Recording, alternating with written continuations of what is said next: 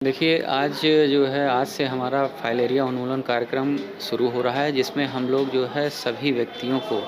2 साल से छोटे बच्चों को, गर्भवती माताओं को जो और अति गंभीर बीमार हैं, इनको छोड़ कर के सभी लोगों को फाइलेरिया से बचाव के लिए 1 डोज़ दवा की खिलाएँगे। इसमें जो है हम लोग 1 दवा डीईसी की खिलाते हैं और 1 एल्बेंडाजॉल कीड़े की दवा खिलाते हैं, जो आयु वर्ग के हिसाब से बँटा हुआ है। 2 साल से 5 साल तक के बच्चों को हम जो है वो 1 गोली डीईसी और 1 एल्बेंडाजॉल की, 5 से 15 साल के लोगों को 2 गोली डीईसी और 1 एल्बेंडाजॉल और 15 साल से जो ऊपर है उन सभी को हम लोग 3 गोली डीईसी की और 1 एल्बेंडाजॉल की खिलाते हैं।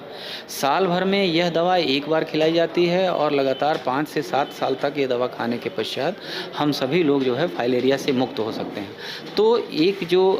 समाज में यह अंधविश्वास है कि हमको फाइलेरिया नहीं, हमको दवा क्यों खानी है, तो आप सभी लोगों से ये अनुरोध और निवेदन है कि यह दवा सभी व्यक्तियों को खानी है। यदि वो स्वस्थ हैं तब भी और अगर वो पीड़ित हैं